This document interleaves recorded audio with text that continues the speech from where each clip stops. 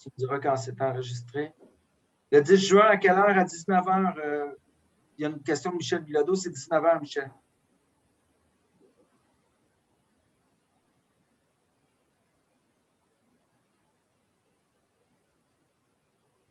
Je crois que ça l'enregistre.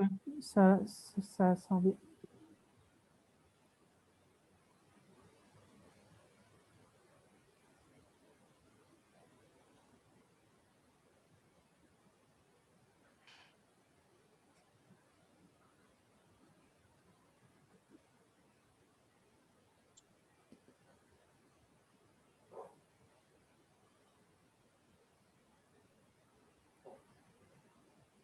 C'est bon, je vois le bouton rouge.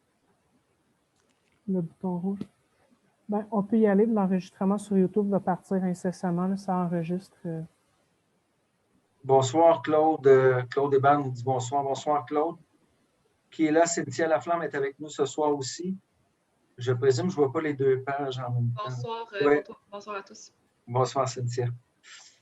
Bon, écoutez, on va commencer. Donc, bienvenue tout le monde à cette séance, encore une fois, en Zoom.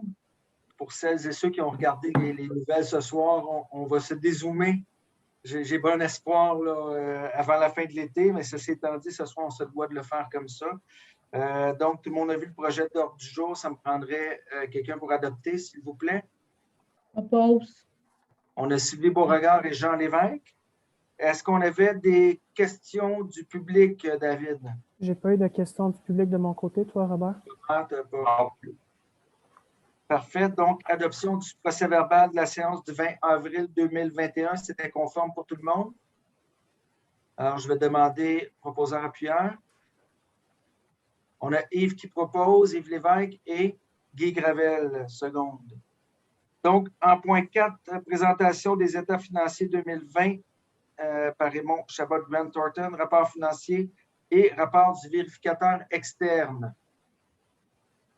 Donc, j'invite Marjolaine Farran de Raymond Chabot-Grant Thornton à faire la présentation. Puis, je vous souligne également que Cynthia Jacob, la trésorière de la MRC, est présente. Bonsoir, Marjolaine. Et bonsoir. Alors, bonsoir à tous. Donc, il me fait plaisir ce soir de représenter Raymond Chabot pour vous présenter le rapport financier au 31 décembre 2020 de la MRC Brome-Missisquoi. Donc, ce que je vais vous présenter, c'est le sommaire de l'information financière, en fait. Et simplement vous mentionner avant de débuter que nous avons émis un rapport de l'auditeur sans réserve sur les résultats de l'exercice. Est-ce que vous voyez mon écran? Oui. Parfait. Oui. Merci. Alors, les données qu'on va regarder, c'est le réel de la MRC, la troisième colonne, versus le budget. Donc, je vais vous expliquer les principales variations. Les revenus de fonctionnement budgétés étaient à 11 760 000. Le réel est à 10 329 000. Les charges budgétées étaient à 12 467 000 et le réel est à 9 889 000. Donc, excédent avant autres éléments de 440 171 $. Je vais aller vous présenter plus en détail.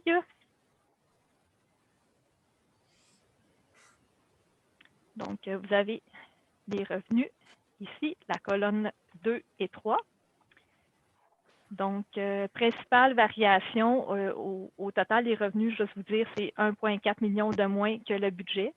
Donc, les principales variations à la ligne 14, il y a les revenus de transfert. Donc, c'est 522 000 de moins que le montant budgété. C'est en lien avec des revenus de subvention qui n'ont pas été utilisés. Donc, les montants ont été reportés pour l'année prochaine. Il s'agit de la subvention climat pour 284 000 et le programme d'aménagement durable des forêts pour 243 000. Ensuite, au niveau des services rendus, donc 750 000 de moins, c'est les revenus de nettoyage de cours d'eau qui n'ont pas eu lieu et on va avoir l'effet sur les dépenses aussi. Au niveau imposition des droits, donc c'est le montant de carrière sablière qui est plus élevé, c'est la ligne 16, 1,7 million. Donc, c'est plus élevé que le budget. Et le montant est redistribué aux municipalités. Donc, on va voir aussi l'effet à la page suivante. et les autres revenus, la principale variation, c'est le projet spécial bonification des milieux humides de 350 000 qui n'a pas eu lieu cette année. Et on va voir aussi l'impact au niveau des charges. Donc, la page suivante, les charges. Hop, un instant, ça descend. Bon, voilà. Alors, le total des charges versus le budget, c'est 2,5 millions de moins. Donc, principale variation au niveau du transport, les lignes 6 et 7. Donc, on parle de 190 000 de moins. C'est sûr qu'avec la COVID, il y a eu moins de transport durant l'année. Au niveau des lignes 9 et 10, c'est matières résiduelles, autres, cours d'eau et environnement. Donc, je vous ai inclus un peu plus de description. Donc, l'impact versus le budget, c'est 2 millions. Donc, là, on a l'impact des nettoyages de cours d'eau qui est reflété, bonification des cours d'eau et écocentre. Et à la ligne 12, aménagement, urbanisme et zonage. Donc, c'est le 350 000 en moins pour le projet spécial bonification des milieux humides. Petit instant, je vous ramène ici. On passe un petit peu. Donc, l'excédent de fonctionnement 440 000, on ajoute les éléments de conciliation à des fins fiscales, donc de 651 000 qui inclut le 833 000 qui avait été affecté au budget 2020. Donc, en fin d'année, vous terminez avec un excédent de fonctionnement de l'exercice à des fins fiscales de 1 092 042 $. Ensuite, au niveau de la situation financière, on va regarder les deux premières colonnes. Voilà, donc des actifs financiers de 10 millions. L'année passée, il y avait 7,1 millions. Principale variation, c'est vraiment au niveau des autres, c'est les prêts. Donc, les prêts émis FLI, FLS et les prêts d'urgence. Ensuite, passif, la dette à long terme a augmenté de 2,4 millions. Donc, il y a eu 2,5 millions de plus de prêts octroyés pour pouvoir émettre justement des prêts d'urgence et FLI. Et la différence, c'est le remboursement de l'année. Ensuite, donc, immobilisation 2 135 000, ça inclut les acquisitions de l'année qui étaient à 149 000. Donc, c'est l'amélioration de bureaux, surtout en lien avec la COVID, et acquisition de l'auto électrique. Et ensuite, l'excédent donc de fonctionnement non affecté s'établit à 1 227 000, ce qui représente environ 10 du budget pour le prochain exercice. Et vous avez aussi l'excédent de fonctionnement affecté de 871 000 qui est déjà inclus pour le budget 2021. Ça fait le tour pour le sommaire. Est-ce que vous avez des questions? Je ne vois pas de main levée, là. Je ne vois pas les deux pages, là, mais il ne me semble pas y avoir de questions. Parfait. Donc, mais merci beaucoup. Bonne soirée. Puis j'aimerais vraiment beaucoup remercier l'équipe en place. Là. Ils nous ont fourni un travail très complet. Merci beaucoup.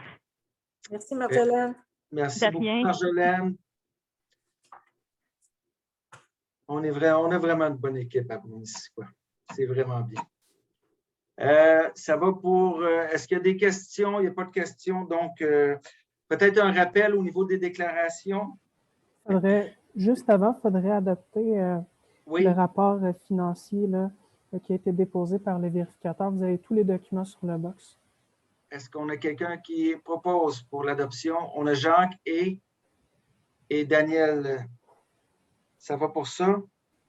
Donc, en point 5, un rappel au niveau des déclarations, là, divulgation d'informations relatives aux apparentés pour l'année. Je fais partie des personnes qui ont procrastiné, donc je vais m'occuper de ça. Ceux qui ne sont pas remplis, s'il vous plaît, les faire le plus rapidement possible. Ne pas prendre exemple sur moi. Merci. peux transmettre le tout à Cynthia Jacob. Là. Parfait, ça sera fait, Cynthia. C'était à mon ordre du jour demain matin, très tôt. D'accord, tu es toute pardonnée. Merci. Ça va pour ce point-là, donc on va aller en point 6. J'avais vu Denis Beauchamp, je ne le vois plus, il doit être sur l'autre. Ah, il est là, OK, je te vois, Denis. En point 6, c'est les actualités du CLD. J'imagine que c'est toi qui vas nous faire la présentation, Denis. C'est moi qui fais la présentation, Patrick. Si tu me cherchais, je suis juste au-dessus de toi, hein, en tout cas sur mon écran. Moi, je te vois en bas, mais. Ah, ben, ça va. Bonsoir à tous. On a des invités. Je salue Michel Bilodeau, entre autres. Merci d'être avec nous. Donc, rapport des activités, juste vous rappeler, avant de débuter ma courte présentation, à tous les mois, on vous achemine un rapport des activités du CLD qui est assez exhaustif. Si vous avez des questions ou des points que vous aimeriez avoir de la précision sur certains éléments, je vous invite à me contacter sans gêne. On pourra discuter de vos observations. Donc, ce soir, ce que je voudrais vous présenter déjà, c'est le compte-rendu de notre AGA qui s'est déroulé le 27 avril dernier.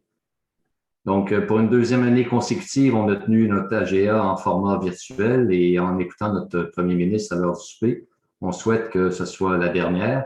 Éventuellement, on pourra se retrouver et célébrer tous ensemble.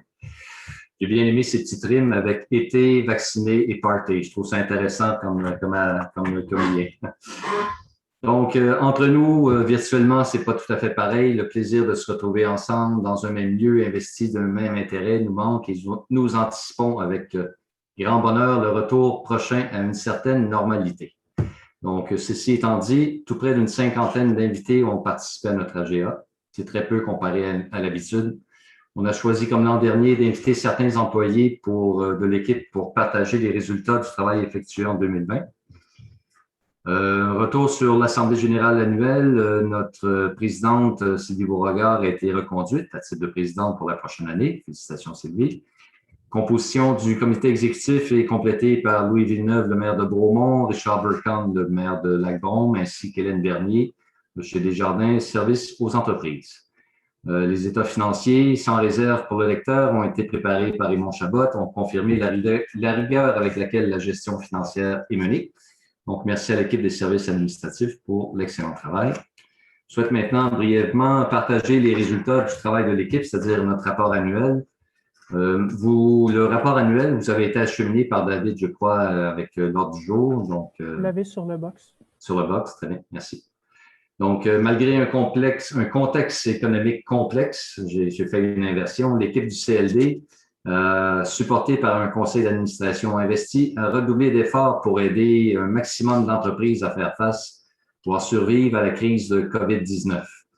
C'est en solidifiant nos liens avec les entreprises du territoire, avec les nombreux partenaires gouvernementaux, et en déployant de nouveaux services et en faisant preuve d'une grande agilité que le CLD a su générer d'excellents résultats, dont voici quelques faits saillants. On a accompagné cette année plus de 667 entreprises distinctes. C'est un chiffre supérieur à ce qu'on retrouve dans la moyenne des 5 dernières années. On a intensifié de façon marquée nos communications aux entreprises. Il y a plus de 37 infolettes en lien avec la COVID-19 qui a été acheminée à nos entreprises depuis mars dernier. On a déployé des nouveaux produits et services en lien avec cette crise sanitaire. Il y a plus de 78 prêts qui ont été consentis aux entreprises pour une somme totale de 2,4 millions. Ça, c'est pendant l'année 2020. On a embauché une ressource spéciale qui est spécialisée plutôt en innovation afin d'accélérer le passage à l'ère de la numérisation et de l'automatisation des processus. On a établi, et ça pour le bénéfice de nos entreprises, des partenariats stratégiques avec l'écosystème en innovation du Québec. Justement, il y a 2 entreprises qui commencent très prochainement un parcours d'innovation DigiFab à Longueuil. On a poursuivi les différentes activités en accélération de croissance, servant notamment à augmenter la compétitivité, l'attractivité et la profitabilité de nos entreprises. On s'est doté d'une nouvelle planification stratégique en bioalimentaire ainsi qu'un plan d'action pour les 3 prochaines années afin d'appuyer l'ensemble des acteurs de ce pilier économique si important à la vitalité et à l'attractivité de notre région. On a poursuivi aussi le développement de notre symbiose industrielle en l'intégrant à l'ensemble de nos activités en gestion environnementale. Nous avons, dès le début de cette crise, collaboré avec une multitude de partenaires à structurer, déployer différentes initiatives afin de favoriser l'achat local. Nous étions très présents tout au cours de l'année auprès de l'ensemble de nos entreprises à vocation touristique. afin de s'assurer que tous et chacun puissent bénéficier notamment de tout le support nécessaire en ces temps extraordinaires. On sait que le secteur de la restauration et de l'hôtellerie a été particulièrement touché dans la dernière année. Une année hors norme qui démontre, hors de tout doute, l'ambition entrepreneuriale qui caractérise notre région. On a eu davantage de gens qui avaient envie de démarrer des projets qui sont venus à nos rencontres d'information comparativement aux années précédentes. On se serait attendu un ralentissement, mais pas du tout. Il y a des gens à qui la réflexion a porté certains résultats. Comme disait une de mes collègues, Julie Etier, pour la nommer, dans Entreprise, il y a reprise. Donc, par le biais de conseils et d'accompagnement personnalisé, l'équipe du CLD a insufflé de l'espoir, du courage et de la persévérance aux entrepreneurs. Notre équipe a redoublé d'efforts pour les aider à retrouver en eux la capacité de s'adapter au nouveau visage des affaires en cette période pandémique. On a été témoins de leur résilience et de leur vaillance et c'est avec une grande admiration que nous avons aidé à surmonter cette crise. Donc, comme je le disais, tout ceci est possible parce que notre équipe est supportée de manière admirable par notre conseil d'administration, mais aussi, il y a plus de 94 bénévoles qui sont investis dans différents comités de travail et tables de travail et je les remercie pour leur contribution à notre réflexion et fonctionnement. Donc, merci à eux. Vous faites une grande différence dans la vie de nos entrepreneurs. Je vous invite à consulter, si ce n'est déjà fait, notre rapport annuel pour tout complément d'information. J'aimerais vous présenter aussi les résultats de notre sondage de satisfaction. Chaque année, et ça depuis 2013, on veut savoir ce que pensent nos entrepreneurs, les services qu'on leur rend et d'identifier des opportunités d'amélioration. J'aurais aimé partager mon écran, mais je vais passer rapidement. Je vais plutôt vous acheminer les résultats du sondage. On en est à la 8e édition. On achemine un questionnaire à l'ensemble des entreprises, comme je le disais, et on mesure leur satisfaction sur 9 paramètres spécifiques. Cette année ne fait pas exception. Les résultats sont encore en progression et nous en sommes très fiers. Je me souviens de vous avoir dit l'an dernier, sur une note de 5, on était rendu à 4,6. Ça peut juste diminuer l'année prochaine, mais à notre grand étonnement, les résultats ont continué d'augmenter cette année encore. Donc, le réel défi, à mon avis, c'est de maintenir cette constance, puis on arrive à le faire assez bien. Ça nous oblige à nous questionner et à se questionner surtout sur comment on le fait pour continuer à être pertinent dans notre accompagnement. Je passerai au point suivant, à moins que vous ayez des questions sur le rapport des activités. Patrick, ça va? Pas de main levée pour l'instant. Merci. Donc, au niveau du fonds d'urgence, c'est un des points à l'ordre du jour. L'ensemble des programmes d'aide demeurent disponibles et ça jusqu'au mois de septembre pour l'ensemble des entreprises. Durant notre passage en zone orange, on avait senti un ralentissement des demandes d'aide financière, mais on a vite constaté quand il y a eu le passage en zone rouge, surtout que le programme AERAM inclut certaines initiatives qui facilitent la relance des activités post-pandémiques. Donc, un plus grand nombre d'entreprises nous ont contactés récemment pour se prévaloir des services de support financier. Donc, ça va pour... J'aurai un dernier point. Il y aura une résolution à faire adopter par le Conseil des maires ce soir, une recommandation du CA de la MRC qui autorise la signature de l'avenant numéro 10 d'un contrat de prêt par le préfet. Donc, ça signifie qu'on en est à une 10e enveloppe, je crois. C'est ce que je dois comprendre, Robert. C'est qu'on prolonge le programme au 30 septembre, puis on vient changer quelques modalités. Là. Je ne pense pas que c'est une nouvelle enveloppe ici. Okay. Donc, voilà. Merci, ça fait le tour pour moi. Merci beaucoup, Denis. Pardon. Ça va prendre quelqu'un pour proposer pour l'avenant. Je propose. Sylvie, Dionne et... Je ne vois pas tout le monde. Richard. Richard, parfait. Merci. Encore une fois, merci, Denis, pour la présentation. Ça nous amène au point 7, COVID-19, parce que c'est encore un sujet d'actualité. État de la situation. Bon, peut-être, Robert, moi, je ferai quand même un petit bout, là, mais au niveau des cas d'aujourd'hui, peut-être, Robert, si tu peux les présenter, puis après ça, je parlerai un peu des actions, puis tout ça, je me servirai là, du point pour discuter de ce qui se passe pour notre coin. Là. Bien, vous avez vu la conférence de presse à 17h. Au niveau des cas dans Brome-Missisquoi, au niveau de la Pommeraie, du RLS La Pommeraie, on a eu un nouveau cas aujourd'hui. ce qui porte le nombre à 14 cas actifs sur notre territoire. Ça fait que c'est très tranquille. Au niveau de l'Estrie en général, à part le granit qui est dans une situation particulière, comme vous le savez, le restant de l'Estrie est quand même assez stable au niveau du nombre de cas.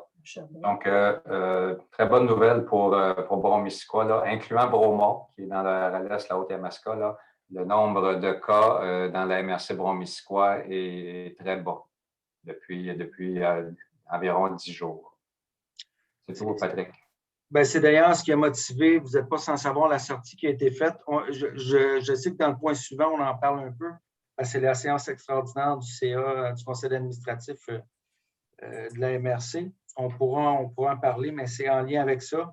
Alors, on a fait une sortie la semaine dernière au niveau du CA administratif, mais qui concerne toute la MRC, en disant qu'on voulait redevenir en zone orange le plus rapidement possible, étant donné le nombre de cas. Ce n'est pas un désaveu à la santé publique, c'est surtout pas un désaveu à ceux qui avaient des difficultés là, en Estrie. On parle précisément de la région du Granit. Là, je leur ai réitéré toute notre solidarité. Ceci étant dit, nos cas présentement se rapprochent beaucoup plus du jaune même que du orange. Puis là, on parle, c'est un bon échantillonnage d'une dizaine de jours où ça va bien. Vous avez vu la résultante aujourd'hui aux nouvelles disant qu'au 31 mai, au plus tard, hein, c'est ce qu'on comprend. Donc, peut-être qu'avant, on pourra redevenir en zone orange là, pour ce qui est de l'Estrie, parce qu'ils vont le faire en bloc et non pas en sous-région probablement. Donc, ça a été beaucoup médiatisé. On espère avoir été entendu. Je pense que c'est important pour la population. Je le répète, vous savez, je l'ai dit souvent, l'aspect sanitaire, c'est une chose, c'est très important. On encourage les gens à se faire vacciner. On encourage les gens à respecter les mesures, mais l'aspect psychosocial, il faut le préserver. Et l'aspect économique pour nos restaurateurs, on pense, je sais que Bromont, c'est névralgique pour vous au niveau là, du tourisme, de la restauration, mais tout le monde, on a des restaurants dans nos coins à proximité, entre autres choses. On voit quand même la lumière au bout du tunnel. Là. Les gens pourront voir les dates là, qui sont annoncées. Je peux vous dire, c'est mur à mur là, sur les réseaux sociaux présentement, les mesures de déconfinement. Donc, on a bon espoir que ça soit… On sait qu'au plus tard, ce sera le 31 mai, là, puis après ça, on espère avant, puis on verra pour la suite des choses. Ce qui nous amènerait au point là, du CA extraordinaire de la MRC. À moins que vous ayez des questions sur la démarche. J'ai vu que tout le monde vous aviez vu, là, puis vous savez, il y avait une question de momentum aussi dans ça, il fallait le faire. S'il y avait une sortie à faire, c'était là. Bref, voilà. S'il n'y a pas de questions là-dessus, on va passer au CA extraordinaire.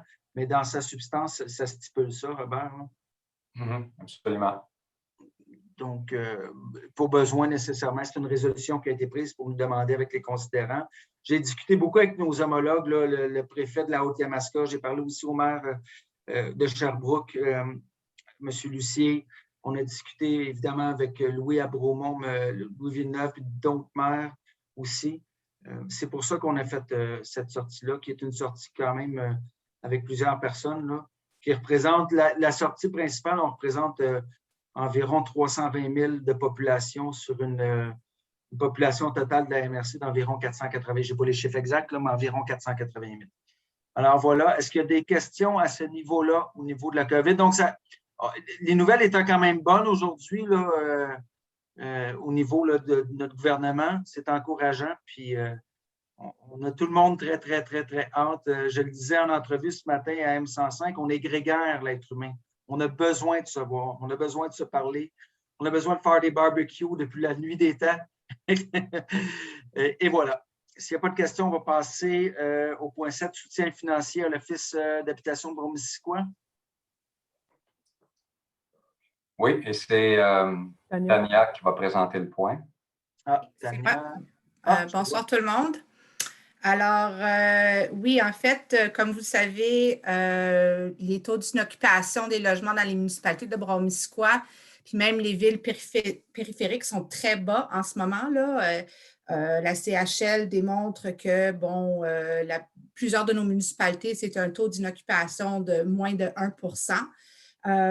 Alors, c'est très difficile en ce moment de se trouver un logement si besoin. On a écho du milieu communautaire que le manque de logement sur le territoire et la pandémie exacerbe encore plus l'enjeu de la recherche de logement pour plusieurs citoyens. Et quand on parle de citoyens, c'est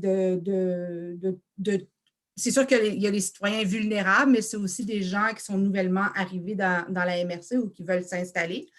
En 2020, on a bénéficié d'un service de recherche en logement qui a été offert aux citoyens de Brome-Missisquoi qui se cherchaient un logement pour le 1er juillet.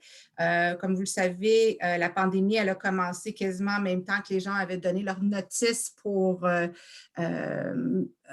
logement. Et ils se situaient dans une situation quand même assez difficile et précaire. Et ce service d'aide avait été financé par Centraide. Cette année, nous n'avons pas un fonds pour la recherche de logement, mais on croit bien que c'est encore un besoin, compte tenu qu'on est encore en COVID, que c'est une bonne excuse aussi pour faire la discrimination envers certaines personnes aussi. L'année passée, c'était l'Office de l'habitation qui avait fourni cette aide à la recherche de logement en faisant le tour des médias sociaux, des annonces dans les journaux, même en se promenant pour voir où il y avait des enseignes à louer. 50 personnes avaient été soutenues l'année passée dans leur recherche. Et puis aussi, on avait un fonds spécial pour les besoins d'urgence en logement, soit l'entreposage temporaire de meubles, les frais de lit d'urgence, les frais de motel. On a même acheté de l'équipement de camping pour les personnes qui étaient en situation d'itinérance. On a vu quand même on a vu quand même quelques personnes, notamment à Farnham et à Cowansville, là, que ce n'était pas une question d'itinérance cachée, mais qui était quand même très visible. Alors, ce qui est proposé, c'est avec le fonds d'urgence que la MRC a du gouvernement d'octroyer un montant de 10 000 $ à l'Office d'habitation pour fournir les heures supplémentaires à une ressource pour l'appui à la recherche de logement et pour créer un fonds d'urgence. Évidemment, il y aura un rapport qui serait remis à la MRC avec les pièces justificatives et les sommes non utilisées seraient remboursées à la MRC selon les spécifications d'une entente qui serait signée. Parfait. Est-ce qu'il y a des questions pour la proposition? S'il n'y a pas de questions, on va demander une proposition. La proposition. Daniel et Sylvie. Daniel Tétrault, Sylvie Beauregard. Voilà, ben merci Tania. Merci, c'est apprécié. Donc, ça nous amène au point, puis c'est important, là, on sait au niveau des logements, là, c'est une réalité qui va nous rejoindre, qui nous a rejoint, mais que ça n'ira pas. Là, il y aura des actions à poser, en fait, pour le futur. Donc, on est rendu au rapport du comité de gestion de l'eau du 11 mai. Oui, bonsoir. Donc, je vais présenter les points décisionnels issus du dernier comité de la gestion de l'eau, dont l'ouverture des premiers appels d'offres. Donc, on a la recommandation du comité pour octroyer le contrat pour les travaux des branches 46-46A du ruisseau Morpion à Sainte-Sabine à UR Excavation incorporée au montant de 270 460 $ plus les taxes. Est-ce qu'il y a des questions? Quelqu'un pour proposer? Guy et Pierre. C'est bon? 8.2.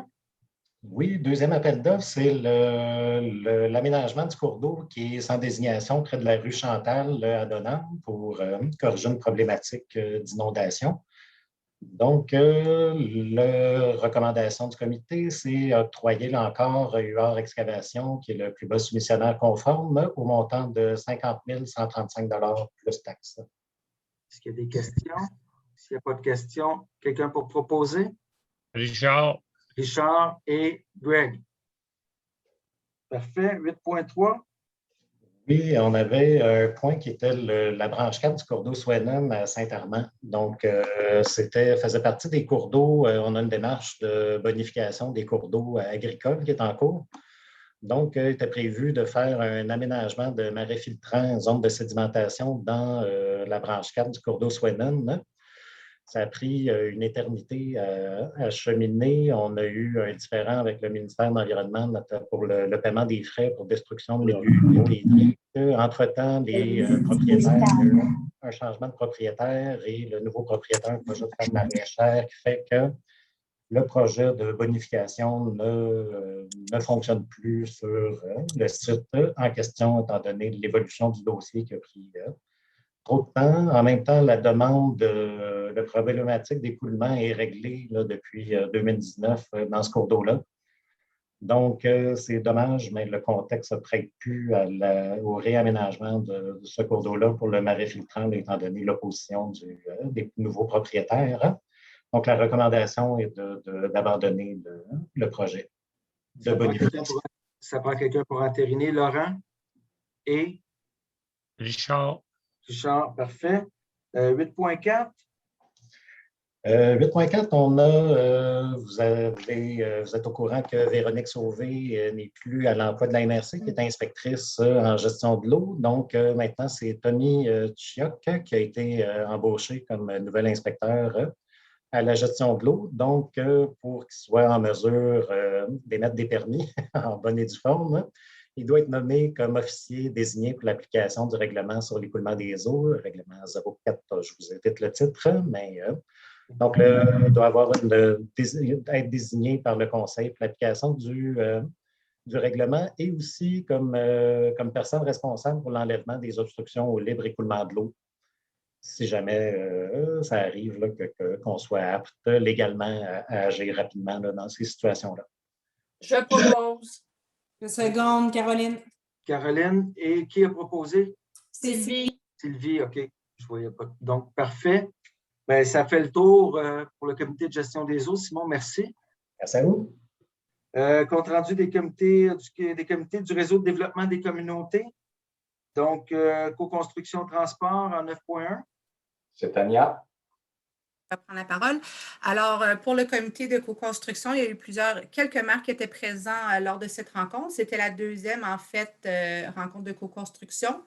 On a eu une présentation de la part de Francis sur le plan de transport qui se dessine au niveau de la MRC, les différents types de transports collectifs qui existent, Uber et compagnie.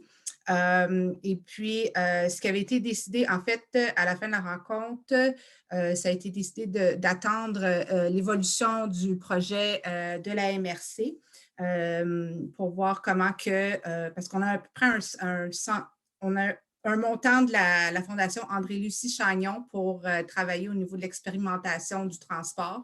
Alors, on verra plutôt à l'automne comment on peut contribuer au développement du transport collectif dans la MRC.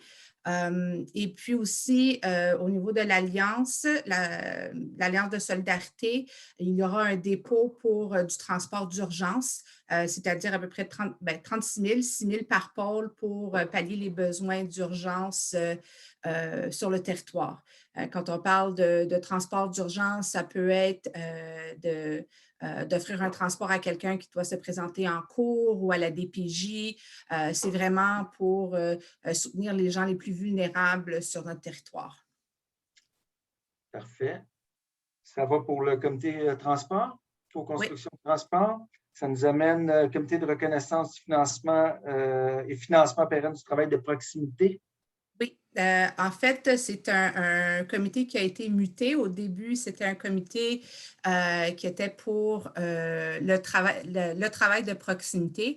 Alors, il y a une bonne partie du fonds de l'Alliance, le fonds de solidarité, qui va aller pour pérenniser le travail de proximité. Les demandes devraient être acheminées bientôt à la MRC et à votre prochain conseil, le mois prochain, il devrait être présenté pour entérinement pour pouvoir après faire suivre les dossiers à la table des préfets. Alors, tous les pôles ont un montant pour le travail de proximité qui est basé sur la population et l'indice de vitalité du pôle. Alors, et puis par la suite, les pôles ont réfléchi ensemble de voir comment ils allaient investir cet argent-là. Est-ce que c'est dans une ressource, deux ressources à temps partiel, etc. et quelle clientèle serait desservie. Alors, ça devrait rentrer bientôt. Et par la suite, compte tenu que l'investissement au niveau de l'Alliance est quand même assez poussé puis assez évolué, le comité est devenu un comité plutôt stratégique pour faire reconnaître le travail de proximité auprès des instances décisionnelles et les bailleurs de fonds. Ça fait depuis 2010 qu'on a le travail de proximité sur le territoire, mais que le financement est précaire. C'est toujours des nouvelles sources de revenus qu'il faut aller chercher. Je vous rappelle que le travail de proximité accompagne les gens les plus vulnérables sur le territoire qui ont une méfiance souvent envers l'institutionnel et les services qui sont offerts. Alors, le travailleur de proximité crée un lien avec ces gens-là et font en sorte qu'ils les soutiennent là, dans leur démarche pour qu'ils puissent prendre mieux en charge leur vie. Alors, c'est ça. Alors, le comité, le dernier comité s'est réuni pour regarder un peu c'est quoi, en fait, pour faire un genre de PowerPoint, de présentation pour les instances décisionnelles sur c'est quoi le travail de proximité, les bienfaits, etc. et les besoins. Ça fait que c'est en continu encore. Parfait. Comité logement du 4 mai. Ça, je vais céder la parole à Nathalie pour ce point-là. Très bien, merci Tania. Donc, était également présent Daniel Tétrault. La table logement, en résumé, ça a eu lieu au début du mois, plus particulièrement le portrait sur le logement qui a été fait à l'échelle de la MRC a été déposé et présenté officiellement. Donc, il est maintenant disponible. Et le sac à mots, en fait, est à travailler une synthèse parce que ça reste quand même qu'il y a une centaine de pages, là, le portrait. Alors là, le sac à mots est à faire quelque chose de plus vulgarisé là, qui pourra servir à l'intérieur du portrait. Il y a également une synthèse par pôle aussi qui met de l'avant les principales caractéristiques là, qui en ressortent. Voilà, c'est ce qui est... notamment, il y a aussi une campagne de sensibilisation à l'heure actuelle qui a lieu sur la discrimination. Donc, à travers le territoire, là, vous verrez ça passer soit dans les journaux, mais sur les réseaux sociaux également. Là, on parlait de difficulté de trouver des logements, ça s'accentue avec le taux d'inoccupation. On parlait de surenchère à la vente de propriétés, mais là, la surenchère se fait également à la location. Donc, vous comprendrez que ça devient de plus en plus difficile. C'est le plus offrant qui remporte la mise pour la location également à l'heure actuelle. Bon, pas nécessairement dans tous les cas, mais ça se voit de plus en plus. Daniel, est-ce que j'oublie quelque chose ou ça fait pas mal le tour? Et sinon, on parlait de la cellule d'urgence, sujet qui a été traité tout à l'heure. Lui, il a été traité, mais on a eu aussi un foncier Solidarité BM là, avec Samuel Gervais qui est venu nous expliquer un peu son projet d'offre de logement abordable. Là. Oui, Foncier solidaire Bromissiquois, je vous rappelle que le conseil a investi auprès de l'organisme pour une étude d'opportunité sur le territoire, là, un montant de 15 000 $ qui vise à trouver une façon alternative au marché traditionnel, donc à sortir du marché spéculatif des territoires, des propriétés en vue de permettre la construction de résidences abordables et de s'assurer que ça soit périn dans le temps. Alors, voilà. Excellent. Bon résumé. Bon résumé, parfait. Pas de questions? Ça va pour ça. Il y a un transfert au niveau du développement social, transfert de fonds non dépensés de la Fondation Lucie-André Chagnon à l'organisme qui prend la relève dans ce dossier-là. Oui. Fait que l'année passée, la MRC a été fiduciaire de l'entente de dialogue avec la Fondation André-Lucie Chagnon pour la mise en place du réseau RDTC-BM. C'est un réseau de développement social qui réunit les différentes tables de concertation sur le territoire. Le montant qu'on avait reçu était 100 000 $. Ce montant total n'a pas été dépensé au total. Il reste à peu près un 30 quelques mille de disponibles. Mais à partir de 2021, ce n'est plus la MRC qui est fiduciaire de l'entente avec la FLAC. C'est maintenant la Corporation de développement communautaire de Brome-Missisquoi. Alors, la proposition, c'est de transférer les sommes résiduelles à la CDC. Parfait, ça va prendre une proposition. Je propose Sylvie B. Sylvie B propose, parfait. Daniel. Daniel, excellent, parfait, merci. Donc, ça nous amène au point 11, le comité consultatif en attractivité et immigration.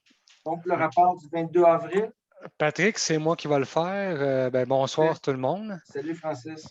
Le comité s'est tenu le 22 avril dernier. En fait, il n'y a pas de point qui nécessite une décision du Conseil.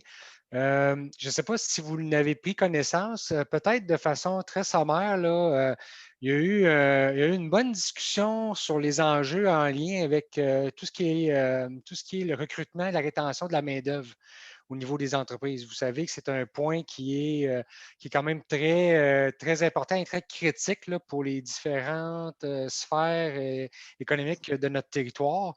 Ça s'est accentué depuis le début de la pandémie.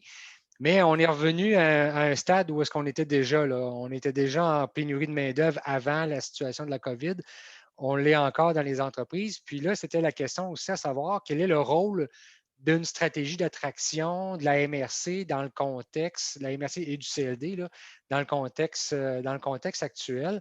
La discussion entre les membres, là, de façon globale, c'est ce qui s'est dégagé un peu, c'est de dire, bien, au niveau régional, c'est difficile d'accompagner chacune des entreprises de façon très personnelle pour tenter de trouver de la main-d'œuvre, mais comment on peut davantage les conseiller, les guider en lien avec leurs besoins, c'est-à-dire identifier clairement les besoins, oui, de la main-d'œuvre, mais quel type, fournir des outils, puis créer en fait le pont entre leurs besoins et les divers intervenants, parce qu'il en existe des organismes, des entreprises privées qui font du recrutement autant, je dirais, local, régional, international, avec les règles en vigueur, puis ce que ça représente.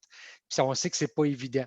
Fait que, au-delà des missions, les missions du Québec à Paris ou dans le recrutement des pays du Maghreb, etc., qui va être repris éventuellement, on l'espère, bien, c'est-à-dire, sans rentrer dans la microgestion des entreprises, comment on peut s'assurer de bien les guider à travers ça. Malgré tout, il y a eu plusieurs questions qui ont été soulevées, qui ont été soumises aux membres.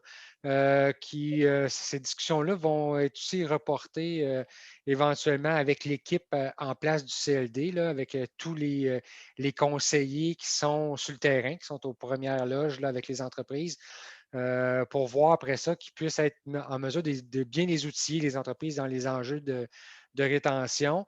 C'est clair que dans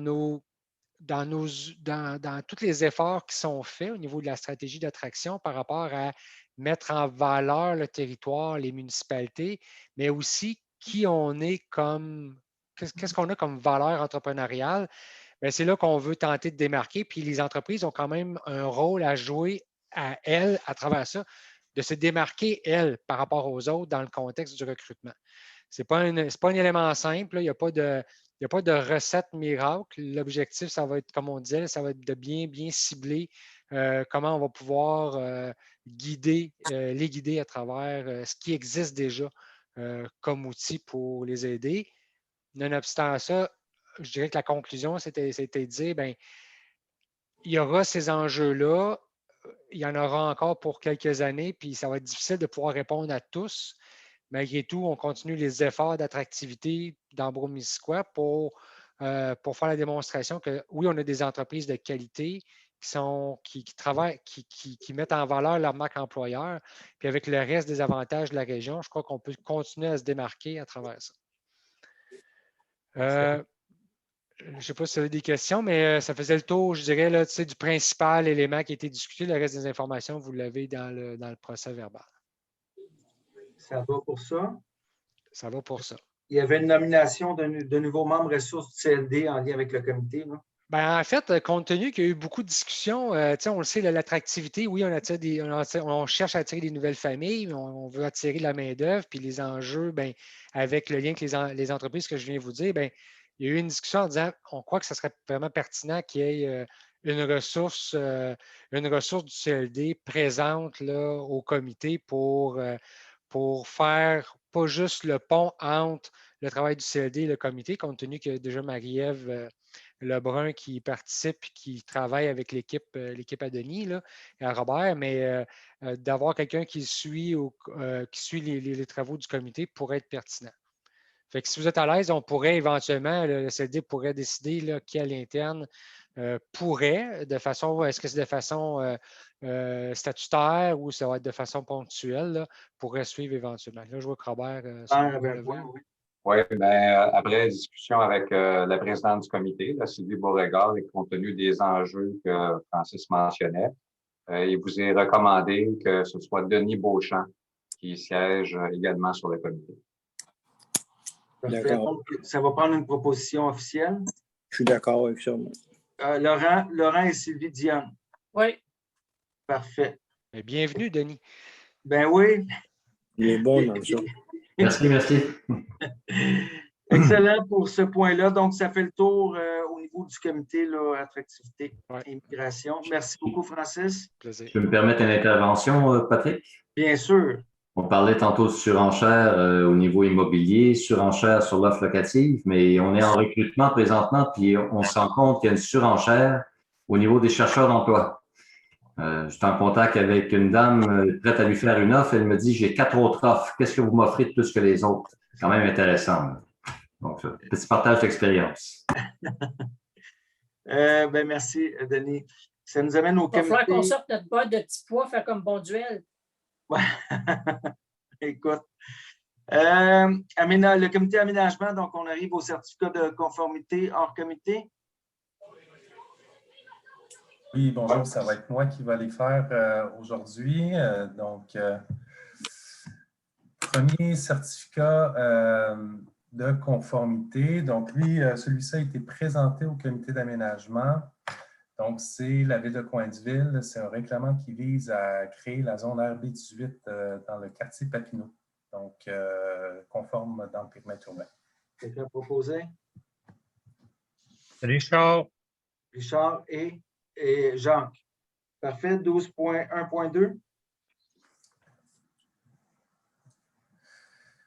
Oui, donc ce règlement-là également a été présenté au comité d'aménagement. C'est la ville de Coinsville qui vise à modifier son règlement de lotissement, à modifier certaines normes dans la zone RAA11, toujours pour le quartier Papineau. C'est conforme. Parfait. Un proposant. On a Guy et Laurent. 12.1.3. Donc, la ville de Donham, ce règlement a été également présenté au comité d'aménagement, donc il vise à modifier certaines définitions relatives aux infrastructures. C'est conforme. Quelqu'un proposé? Daniel et Sylvie. Donc, ça nous amène de 12.1.4.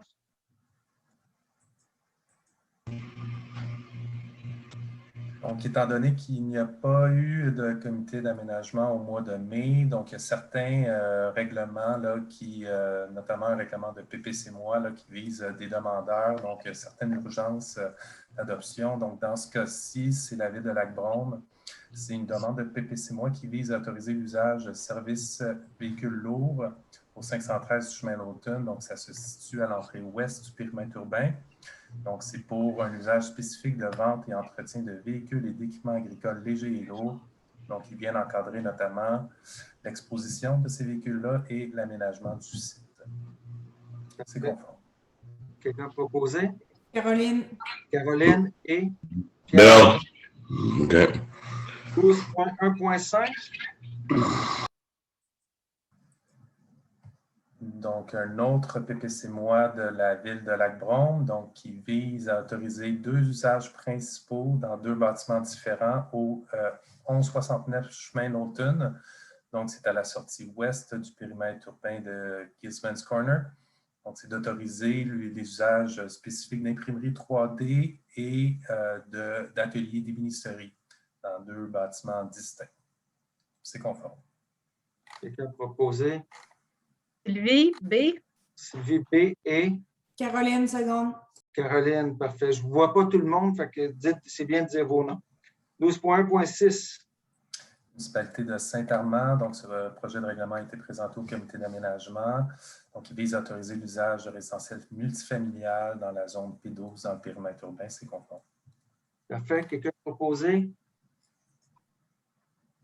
Pierre et Yves Lévesque. Parfait. Le dernier, 12.1.7, pour les avis de conformité. Donc, c'est la ville de Donham. Ce règlement n'a pas été présenté au comité d'aménagement, donc étant donné qu'il n'y en avait pas au mois de mai. Donc, c'est un règlement qui vise à agrandir la zone CR2 à même la zone P6 afin de permettre et d'encadrer le projet Jardin de bière. Donc, c'est autorisé, là, en fait, l'usage complémentaire Jardin de bière à la microbrasserie Donham. Donc, à certaines conditions, bien sûr. Parfait. Ça va? Est-ce que j'ai quelqu'un proposé? Richard. Richard et Greg. Excellent. Bien, ça va pour ces points-là. Merci beaucoup. On va passer au point suivant qui est le 13.1, les matières résiduelles, en fait. Donc, en 13.1, rappel aux municipalités en voie d'annexe 1 là, sur la gestion des matières organiques. Pardon. Oui, effectivement. Donc, afin de compléter le rapport annuel en vue d'avoir les redevances, il y a un courriel qui est acheminé à l'ensemble des municipalités pour compléter l'annexe 1 concernant les matières compostables. Et là, j'avais certaines municipalités pour lesquelles nous n'avions pas obtenu l'information encore. Donc, un petit rappel sympathique ce soir. Alors, au niveau de Abercorn, le canton de Bedford, la municipalité, le village de Brome, Bromont, Farnham, Pike River, Saint-Armand, Stanbridge Station et Sutton. Donc, on n'est pas encore en retard, c'est juste question d'être, de pas se rendre là, finalement. Alors, je vous invite là, à assurer le suivi à cet effet. Merci. Je vais essayer de contacter les gens de Farnham, Nathalie, puis je vais leur parler. C'est bon pour ça. C'est à ça l'adoption du rapport d'exploitation 2020. Bon, en fait, comme Marjolaine l'a présenté tout à l'heure, les états financiers vérifiés, en fait, on a une obligation au niveau du transport adapté. On doit aussi adopter un rapport d'exploitation vérifié qui a été fait par Raymond Chabot. Fait que vous l'avez là en document M sur le box, qui est un document d'une page, en fait, qui reprend les éléments exacts, les mêmes chiffres que vous retrouvez dans le rapport financier consolidé, complet de la MRC. Là. Mais on doit en adopter un là, spécifique à ça. Donc, si vous êtes d'accord, j'aurais besoin d'une résolution pour transmettre le tout au MTQ. Qui propose? Jean Lévesque? J'ai vu le main bouger. Qui seconde? Caroline, seconde. Caroline, parfait. Ça va pour ça. Merci. Merci, Francis. Donc, compte rendu du comité des communications de sécurité publique en point 15 du 22 avril et du 17 mai. C'est ça. Donc, celui du 22 avril, vous l'avez sur le box. Donc, c'est un nouveau comité que vous avez créé le mois dernier avec 3 maires et la Sûreté du Québec. Donc, vous voyez les objectifs, les moyens de diffusion que le comité veut pour mieux communiquer avec la population. Et au niveau des actions, le comité vise à relancer la campagne de sensibilisation au partage sécuritaire de la route entre les vélos et les autres véhicules, effectuer des opérations de vérification des silencieux des motos et des autos, effectuer des patrouilles nautiques sur les lacs Brome, Champlain et Selby, effectuer des opérations de sensibilisation des automobilistes pour les traverses de piétons et de déployer les cadets policiers dans les aires publiques cet été pour sensibiliser la population à divers aspects en sécurité publique. Donc, ça, c'est le compte-rendu de la première rencontre qui s'est faite le 22 avril. Est-ce que vous avez des questions? Ça va? Il y a une deuxième rencontre qui s'est tenue le 7 mai. Le 7 mai. 17. Le 17 mai, oui. Donc, Sylvie Beauregard a été élue présidente du comité. Alors, bravo, Sylvie. Il y a eu discussion de 2 projets. Le premier, c'est l'opération Silencieux. Donc, la Sûreté du Québec a effectué et va continuer d'effectuer plusieurs opérations de vérification des silencieux, des motos et des autos durant les fins de semaine, notamment à Fredericksburg, parce que c'est là que la grogne a frappé le plus fort. La Sûreté du Québec planifie une grosse opération samedi, le 29 mai prochain, à Fredericksburg, avec plus d'une dizaine de policiers.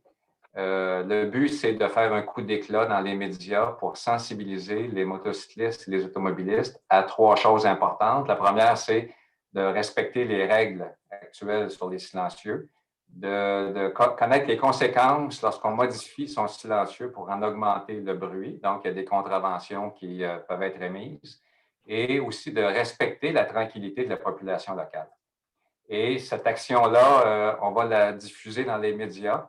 Et je profite du fait qu'on a des journalistes ce soir pour dire oui, on va vous donner plus d'informations, mais samedi, le 29 mai, à Fredericksburg, je ne sais pas, Jean, si tu veux ajouter des choses, là, mais il y a énormément de motos et d'autos dans la région qui font beaucoup de bruit la fin de semaine. Et même en fin de semaine dernière, on a eu une présence policière qu'on n'a jamais vue. Écoutez, moi, ce que je peux vous dire, c'est qu'on a eu des remerciements de plein de citoyens. Écoutez, autant qu'on ne les voyait pas, on doit admettre que là, on est fiers de faire notre chèque au niveau de la Sûreté du Québec. Je ne vais pas le dire trop fort. Là, Jean, tu parles de Fredericksburg, mais la Sûreté du Québec en fait également ailleurs dans la MRC des opérations de vérification des silencieux parce que le problème est pas mal partout.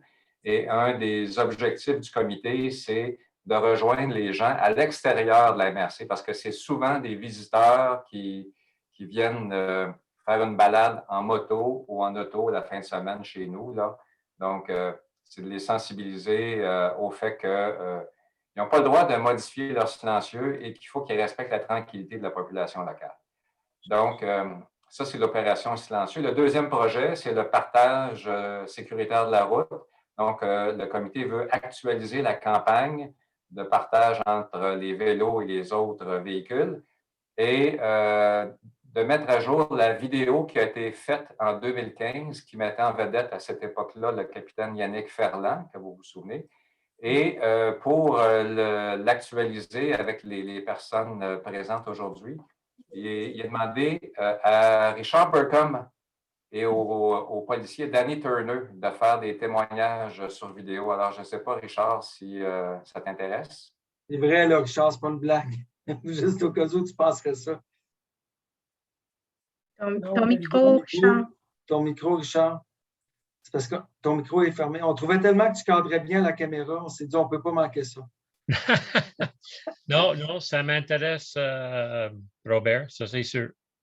OK, c'est bon. Ça fait qu'on va coordonner le tout avec Éric Santin là, pour voir à faire un nouveau scénario et organiser une journée de tournage.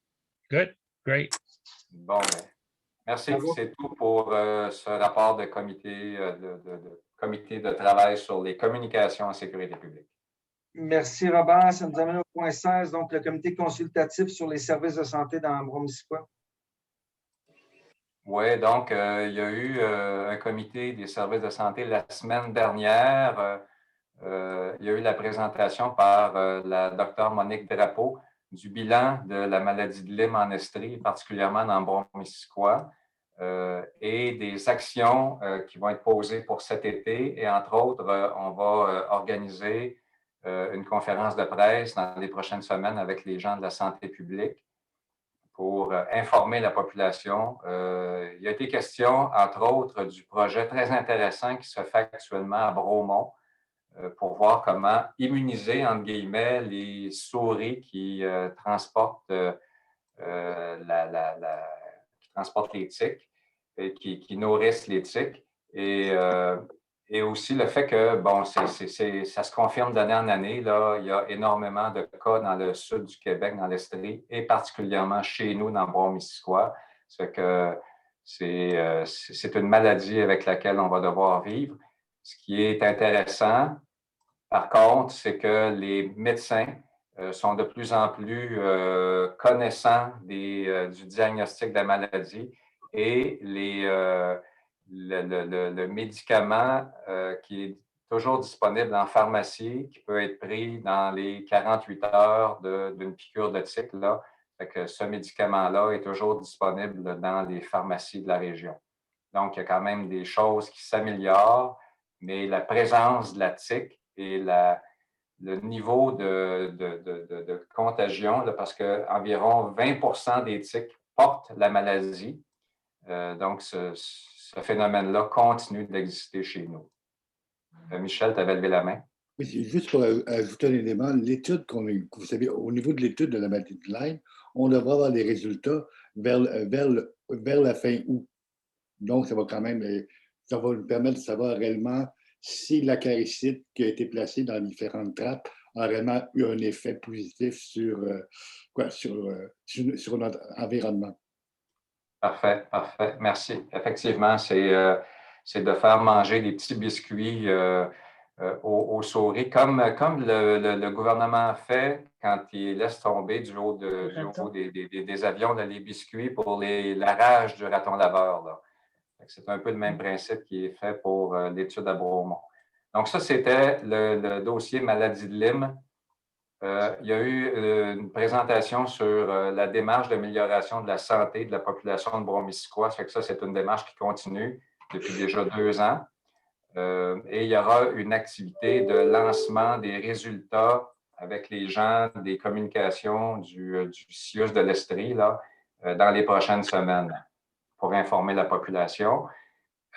Troisième dossier important, la directrice générale adjointe du CIUS de l'Estrie, Robin Mary Coleman, nous a fait une présentation concernant le transfert des derniers services de santé qui sont toujours gérés par la Montérégie pour notre territoire et celui de la Haute-Yamaska pour faire en sorte qu'on puisse avoir un plan d'action clair, à quel moment chacun de ces services-là, il en restait 7, hein, il y en a quelques-uns qui sont transférés, mais il en reste encore 5 à transférer en Estrie. Ça fait qu'elle s'est engagée à faire un plan d'action clair pour faire en sorte que ce transfert-là soit complété le plus rapidement possible. Mais vous comprenez qu'avec la COVID, il y a des ressources dans le milieu de la santé qui sont affectées pour la pandémie. À part de ça, on a parlé brièvement du fait qu'au niveau des médecins dans Brome-Missisquoi, on commence à avoir des problèmes de disponibilité de médecins de famille. Il y a des médecins de famille qui prennent leur retraite. Il n'y a pas suffisamment de nouveaux médecins qui arrivent en pratique, ce qui fait qu'on a une liste d'attente qui s'allonge dans Brome-Missisquoi. On n'avait jamais connu ça avant la réforme Barrette. Il a été entendu qu'il y aurait une rencontre particulière qui serait faite entre les personnes concernées de Brome-Missisquoi et la direction du CIUS de l'Estrie concernant les médecins de famille dans Brome-Missisquoi, les médecins spécialistes dans Brome-Missisquoi, les infirmières, donc tout ce qui est ressources humaines dans le réseau de la santé. On a vraiment des défis importants. Et on veut sensibiliser le CIUS au fait que notre hôpital et nos soins de santé, on y tient. À part de ça,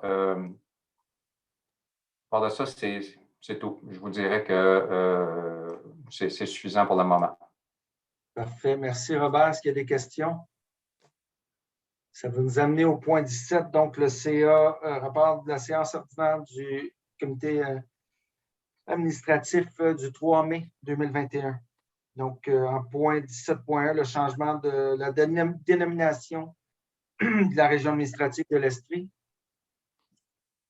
Oui, donc le CA vous recommande, pour que ce soit bien clair, là, ça a peut-être été pas suffisamment clair dans la dernière résolution, mais le CA vous recommande de demander au gouvernement du Québec que la nouvelle région administrative de l'Estrie s'appelle la nouvelle région des cantons de l'Est. Est-ce qu'on a quelqu'un pour proposer? Richard. Richard et Sylvie B. Parfait. Donc, en 17.2, autorisation de signature de l'entente relative à la gestion de travaux de cours d'eau Mercure. Oui, donc le cours d'eau Mercure à Farnham. Est-ce que vous aviez des questions à ce sujet-là? Ça prendra une proposition. Qui propose? On a Jacques et Laurent. Avis de motion et présentation du projet de règlement là, H02-061. C'est que l'AMRC, dans le fond, on adopterait un nouveau règlement sur la gestion contractuelle parce que le nouveau projet de loi du gouvernement demande à ce que les municipalités prévoient des normes pour favoriser les entrepreneurs québécois, les entreprises pendant un certain nombre d'années. Puis on en profiterait aussi pour réviser la demande de prix, pour mieux préciser, dans le fond, c'est quoi une demande de prix. Puis on viendrait rajouter un critère de rotation qui serait la qualité de l'environnement, la protection de l'environnement. Puis on vient réviser quelques petites règles au niveau des secrétaires de comité de sélection. Et puis, ça fait un peu le tour. Il faudrait un avis de motion. Puis pour le public, il y a des copies du règlement sur le site web. Parfait. S'il n'y a pas de questions, ça va prendre quelqu'un de proposer l'avis de motion.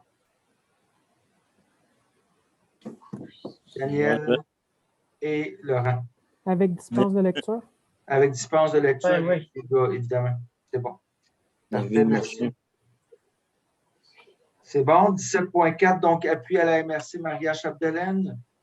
Oui, donc le comité administratif a recommandé au Conseil d'appuyer cette résolution-là qui s'appuie sur un rapport d'un regroupement de 750 médecins qui représentent toutes les régions du Québec, qui se sont mobilisés en faveur de la décentralisation. La recommandation, c'est 4 éléments. Ils demandent le rétablissement d'un poste d'administrateur décisionnel local pour chaque centre hospitalier, le rétablissement d'un poste décisionnel de directeur des services professionnels local pour chaque centre hospitalier, le rétablissement d'un conseil des médecins, dentistes et pharmaciens local pour chaque centre hospitalier et le rétablissement d'une table des chefs, une table des directeurs, donc une table locale réunissant tous les chefs de département d'un centre hospitalier. Donc, c'est pour faire en sorte qu'on ait des gens décisionnels localement dans Brown-Missisquoi pour l'hôpital BMP, parce qu'à l'heure actuelle, vous le savez, toutes les décisions sont prises au central à Sherbrooke. Ça a été discuté au comité des services de santé et je vous dirais que la direction du CIUS de l'Estrie est d'accord sur le principe et j'arrête là. Je propose. Diane propose et Yves Lévesque seconde. Donc, ça va pour ce point-là. 18, suivi de la demande du changement de région administrative. Bien, je peux peut-être vous donner un peu, là, tu pourras compléter, Robert, là, si tu as des informations supplémentaires. Donc, une chose qui est claire, c'est qu'au niveau du FRR, l'entente fiscale, on va continuer à gérer, comme il avait été dit, les sous là, au niveau de la Montérégie et tout ça, jusqu'à la fin du pacte. Donc, ça implique qu'on va siéger là. Moi, en tant que préfet, je vais siéger là. Bien, tout le monde, pour l'instant, je vais siéger là, pour le pacte et tout ça. Ça, c'est une chose. Ils nous ont confirmé que ça se ferait avant le 15 juin, le changement. Là, le décret serait vraiment effectif avant le 15 juin. Et puis, voilà. Il n'y a pas d'autre chose à dire à part que ça l'avance et tout ça. Puis pour le reste, bien, c'est les mêmes demandes qu'on avait faites là, et tout ça. Mais pour ce qui est du pacte fiscal, on va gérer nos argents chacun comme on le gérait de toute façon jusqu'à la fin de ce pacte-là. À la fin de ce pacte-là, de toute façon, c'est tout le Québec là, qui c'est au niveau de toutes les MRC, toutes les régions que le pacte fiscal là, sera revu. On ne sait pas ce qui advient aussi des gouvernements et tout. Voilà, Robert, je ne sais pas si tu avais des rajouts à faire. Non. Est-ce que vous avez des questions? Ça va pour ça. Donc, 19 dépenses supplémentaires autorisées par le Conseil, le cas échéant. Est-ce qu'il y a des dépenses supplémentaires? Il y en a juste une, là, c'est à la MRC de la Haute-Yamaska pour les carrières et sablières, là, les sites limitrophes, au montant de 50 513. Parfait. Quelqu'un proposé? Richard. Richard et Jacques. Bon, on est rendu au calendrier des réunions pour le mois de mai-juin. Donc, je vais ouvrir moi-même mon calendrier pour... Ouais. Donc, cette semaine, jeudi, il y a une réunion du RAM directeur de l'OBV Yamaska. Ça, c'est le regroupement des préfets et des directeurs généraux des 5 MRC du bassin versant de la Yamaska. La semaine prochaine, lundi, vous savez, c'est congé. 25. Excuse, Robert, pour le 20, il y a le CA de l'OBV Yamaska également. OK, c'est à quelle heure, Jacques? 18h30. C'est bon, on en parle tantôt dans la correspondance, mais tu as raison, là, on a oublié de l'inscrire dans le calendrier. Alors, CA de l'OBV, et toi, tu es le délégué du conseil. Bon, il savait. Parfait. Donc, on s'en va à la semaine prochaine. Donc, lundi, congé. Mardi matin à 8 h, c'est le CA du CLD. Le lendemain, le 26, il y a un comité de l'évaluation à 16 h. On va à la semaine du 31 mai. Où est-ce qu'on va être rendu en zone orange au moins? J'espère. Le mercredi 2 juin, c'est le comité administratif de la MRC à 8h30. Le jeudi, c'est l'Assemblée générale annuelle de l'organisme de bassin versant Yamaska. Évidemment, en vidéoconférence. On s'en va la semaine suivante. Le mardi 8 juin, il y a un comité de sécurité publique à 16h30. On ne sera pas encore rendu en zone jaune, là, Richard, mais on verra rendu là. Si on le fait en présence avec poulet ou en Zoom avec ou sans poulet. Donc, on va pouvoir le faire dehors, par exemple. Avec des aides de poulet. On pourrait le faire. Il est à 16h30, c'est le bonheur. C'est 8 juin, ça? Oui. Je peux fournir le barbecue, Richard. Ça peut être... Tu voudrais quoi, Laurent? Du Melchior, peut-être. Non, mais Laurent, il y avait une question, là. Laurent, oui. Je sors de bonne heure à 16h. Veux-tu qu'on le fasse plus tard?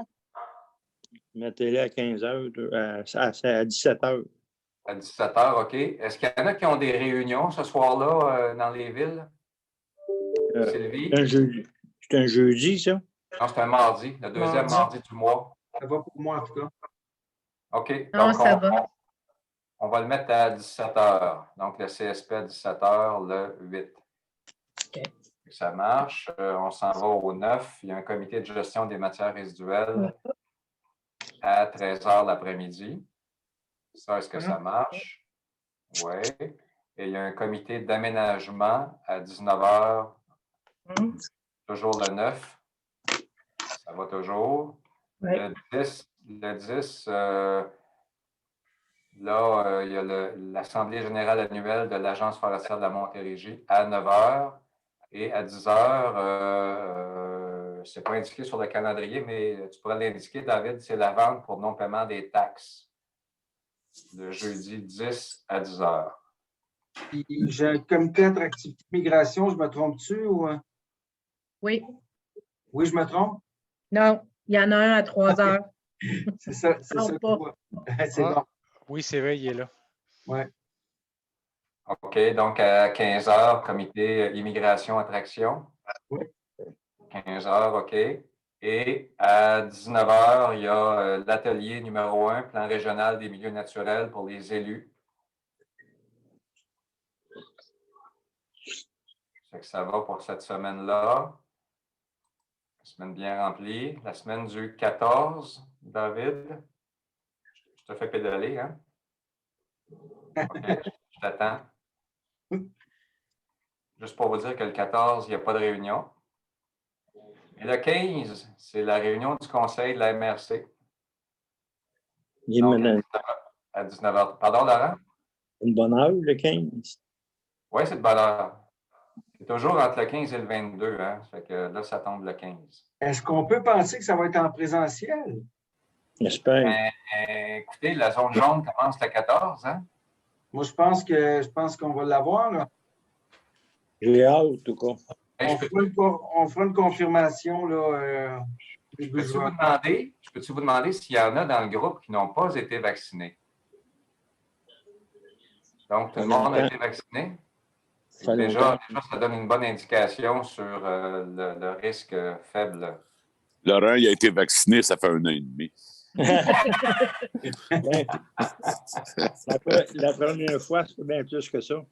Ce qu'on pourra faire, Patrick, c'est qu'au CA de la MRC du début du mois de juin, on pourra voir si effectivement la rencontre du 15 peut se faire en hybride ou en 100%. En fait, Robert, on peut presque confirmer d'ores et déjà, à moins qu'il y ait de quoi de terrible, que ça va être minimalement en hybride, là, tu sais. On pourra voir, là, mais OK, parfait. Ça sera confirmé quand même au CA de la MRC. Effectivement. C'est bon. Le mercredi 16 juin, comité de mentorat à 8 h le matin et comité touristique du CLD à 9 h. David, là, je te prends de cours, hein? Bon, tu vas mettre ça à l'écran. Je t'ai enregistré. Donc, 8 h et 9 h. Ça va pour cette journée-là. On est rendu au jeudi 17 juin. Il y a un comité de transport à 15 h en après-midi. C'est encore bon. C'est bon. Et après ça, on verra à l'Assemblée du 15 juin les prochaines réunions pour l'été. On était bien parti pour faire le reste de l'été. J'avais une question. Oui, Pierre. Robert, demain, il n'y avait pas un comité pour les structures de chemin? Demain matin. Il n'y avait pas une réunion? Oui. Formation. Oui. Demain matin. Formation? Pierre. Une formation, on l'avait-tu mis au calendrier?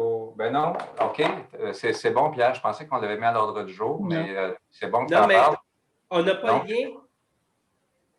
Tu n'as pas eu le lien? Non.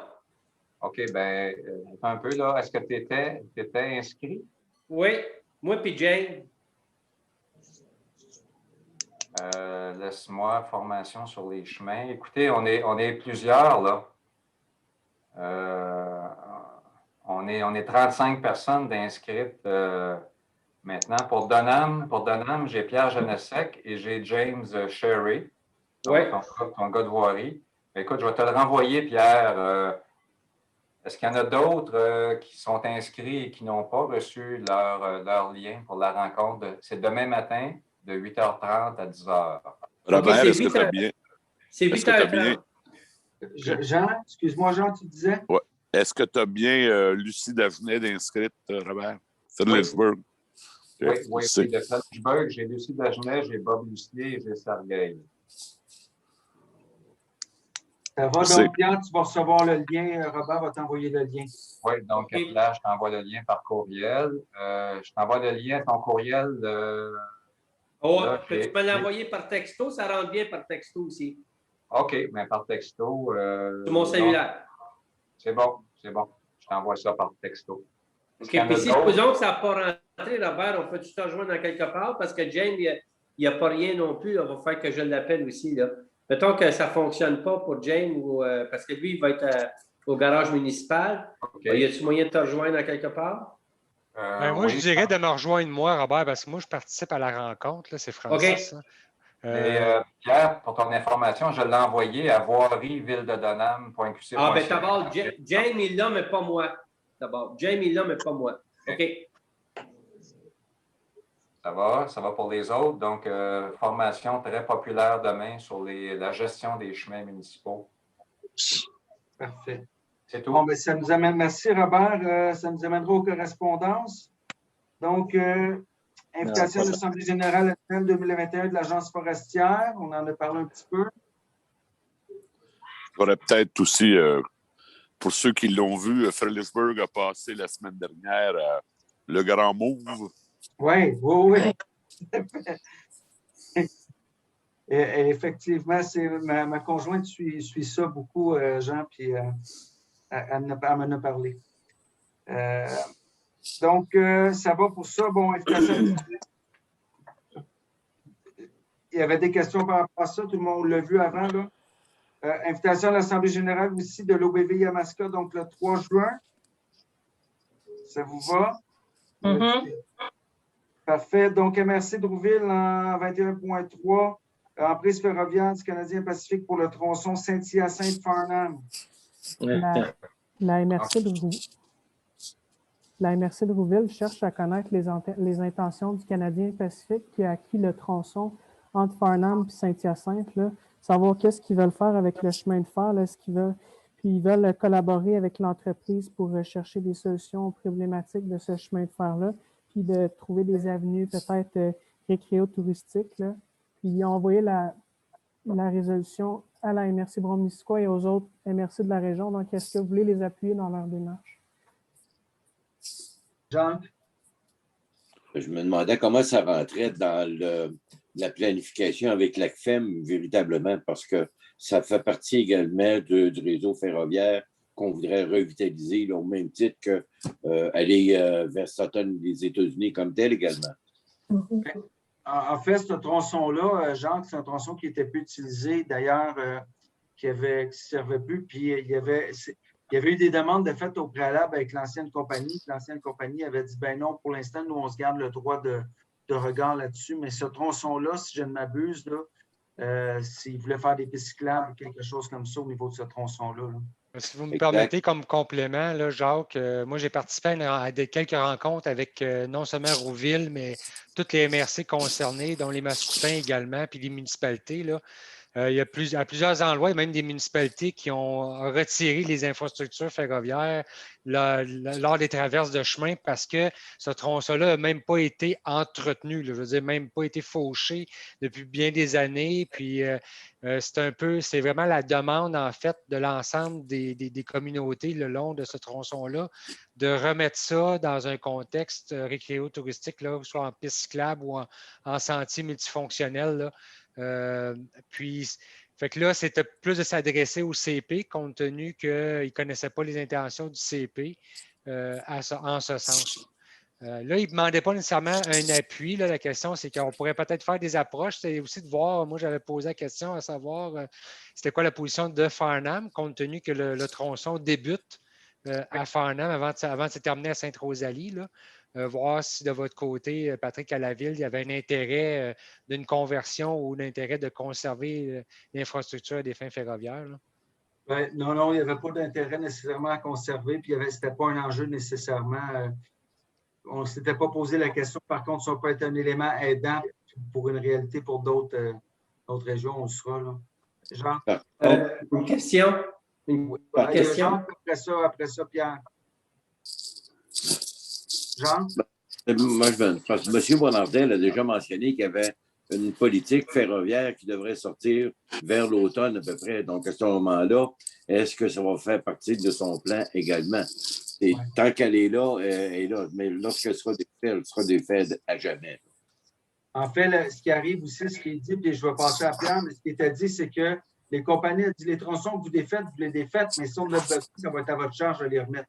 Si jamais, anciennement, l'ancienne compagnie, c'était ça la réalité. Maintenant, c'est aussi pour voir leurs intentions. Là. Pierre? Bien, moi, j'ai un peu de malaise avec ça parce que j'ai vu dans les journaux que cette ancienne traque de chemin de fer-là passait vis-à-vis, pas vis-à-vis, dans les cours des fermes, puis il y avait beaucoup de jeunes producteurs qui étaient contre ça. Fait avant d'appuyer quelque chose, moi, il faudrait que dans le bout de Saint-Hyacinthe qui règle le problème avec les jeunes agriculteurs, là, voir si c'est correct avec eux autres, avant que nous autres, la MRC, appuie un projet de même. Parce que je ne suis pas contre un projet comme ça, mais si supposons que ça nuit à quelques producteurs, mais il faudrait y penser aussi, là, parce que c'est bien beau. Tout le monde, on veut faire des pistes cyclables, on veut aménager des anciennes tracts de chemin de fer, mais s'il y a des contraintes, il faudrait voir les contraintes pour les agriculteurs. Moi, c'est juste ce point-là que j'ai un peu de misère. Bien, Pierre, pour le moment, il n'est pas question d'appui. Pour le moment, il est question ils nous ont mis au courant qu'ils poseraient des questions voir sur les intentions futures. Excellent. Ce sera le fun de s'informer aussi de ce qui arrive avec Bedford Farnham. On n'entend plus rien depuis 1 an.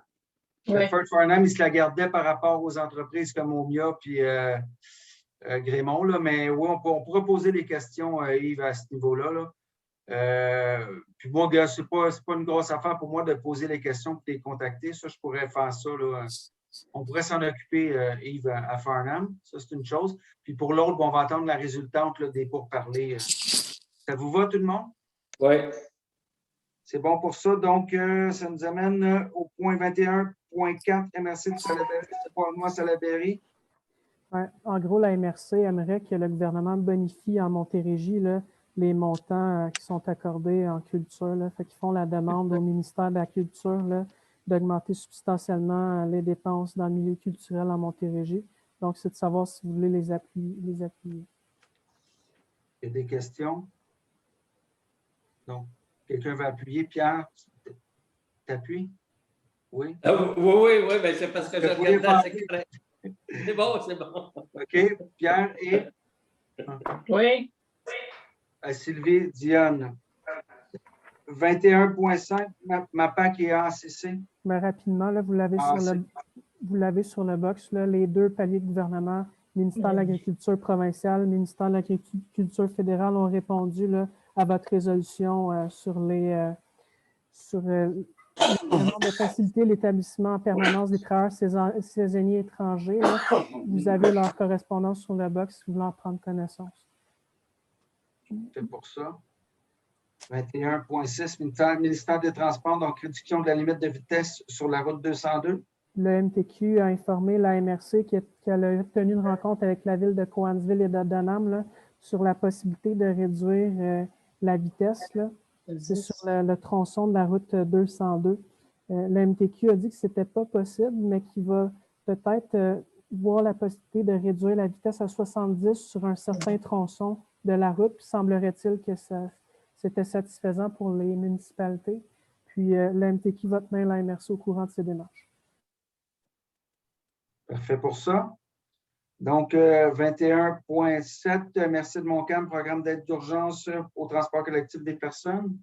Bien, en fait, je vais en parler. Là. C'est que la MRC de Montcalm, elle veut faire la pression auprès du gouvernement du Québec, surtout du ministère des Transports, pour que les programmes de subvention de base au niveau du développement du transport collectif puissent que les argents qui avaient été demandés par les MRC puissent être versés tels quels, même s'ils n'ont pas atteint les quotas en nombre de transports dans l'année de la pandémie.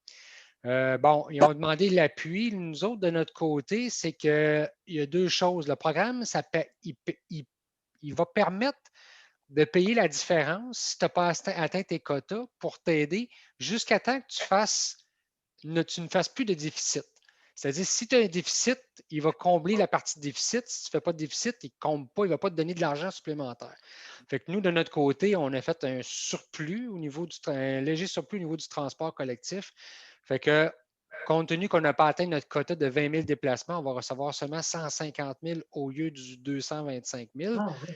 Mais on n'a pas fait de déficit, puis on a un surplus libre de 50 000. Fait que là, la question, c'est de savoir, de votre côté, est-ce que vous voulez tout de même appuyer Montcalm dans cette avenue-là en disant, même si on n'a pas atteint nos objectifs en matière de transport, puis qu'on a eu parce qu'on a eu des sous supplémentaires en matière de perte de revenus, c'est pour pallier aux pertes de revenus avec les programmes d'urgence, de demander quand même d'honorer ce qu'on avait prévu recevoir comme montant.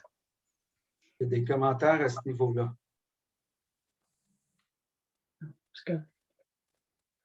Dans le fond, l'idée, c'est de savoir si on appuie quand même la MRC. Parce qu'on pourrait l'appuyer de façon morale globalement. De notre côté, peut-être que ça n'aurait pas vraiment d'impact compte tenu de la situation financière qui n'est pas problématique actuellement. Parce que ça peut être une arme à deux tranchants, Francis. Vu qu'ils nous ont donné quand même une subvention où ils ont fait un surplus, est-ce qu'ils peuvent demander le retour d'une partie? Et en fait, le programme d'urgence, je vous dis tout de suite, là, si jamais ils s'aperçoivent qu'à la fin de l'année 2023, au 31 décembre, qu'ils ont trop versé après reddition de compte, c'est clairement indiqué qu'ils vont demander des remboursements au MRC. Mais là, rendu là, ça sera peut-être un other ball game, comme on dit, mais tout de même, c'est bien inscrit noir sur blanc dans le programme. Si vous voulez, là, je veux dire, peut-être pas d'urgence, là, on pourrait le mettre en suspens ce soir, puis qu'on valide certaines informations auprès du ministère là, par rapport à ça. Là. Moi, ce que j'ai eu une discussion avec notre représentante la semaine dernière, elle était peu au courant là, des positions de d'autres MRC, il faut savoir comment ça se passait. Puis on pourrait peut-être vous revenir dans un... on va en parler au comité de transport, en fait, là, qui va avoir lieu, puis on vous reviendra avec une recommandation officielle du comité si vous êtes à l'aise avec ça. Moi, je pense que c'est sage de faire ça comme ça. Là. OK. Fait que vous êtes d'accord? Il n'y a pas besoin de... on a-tu une proposition pour attendre plus tard? Non. Non. C'est bon? OK, parfait. Donc, 21.8, Assemblée générale annuelle 2021 des membres de la FQM le 30 septembre 2021. Le titre le dit, là, puis reste à savoir si ça va être en présentiel ou en virtuel, mais à suivre. Ça devrait être en principe, on va le souhaiter. Hein? On se croise les doigts. MRC Matawini, demande d'appui en 21.9, la demande d'appui pour les conditions réseau d'accès entreprise Québec. Je peux vous partager la résolution rapidement de cette MRC-là. Là.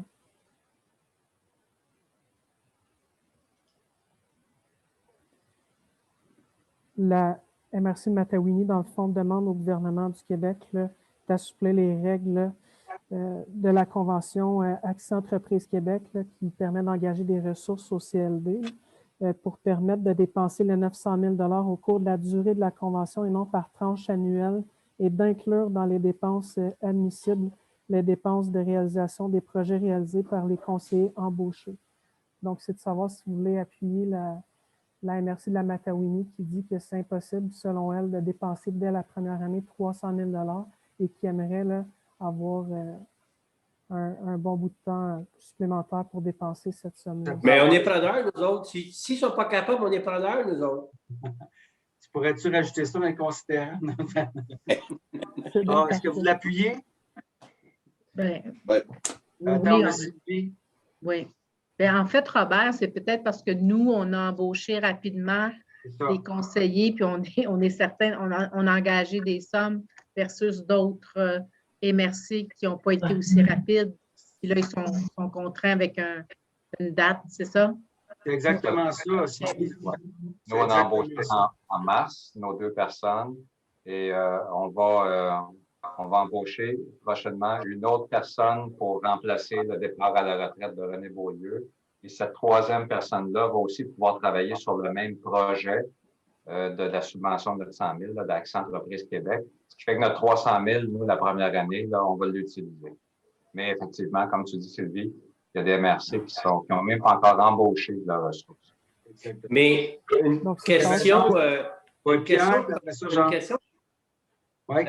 Eux, s'ils ne la dépensent pas, ils perdent la subvention, ils perdent ce montant d'argent-là? C'est ça? Oui, ben c'est ça qu'ils demandent. C'est qu'actuellement, le programme est fait qu'on a 300 000 pour la première année et demie.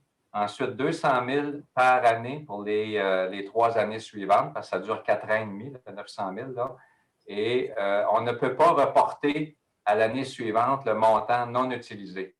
Si une année, on ne dépense pas le 300 000 pour la première année et demie, mais en réalité, là, la première année et demie, il faut comprendre qu'elle a commencé il restait 13 mois. Il ne restait pas 18 mois. Là, le gouvernement a retardé, puis il restait 13 mois. Fait que ça, c'est un problème pour plusieurs MRC. Ensuite, par période de 12 mois, si on ne dépense pas notre 200 000, il faut retourner l'excédent.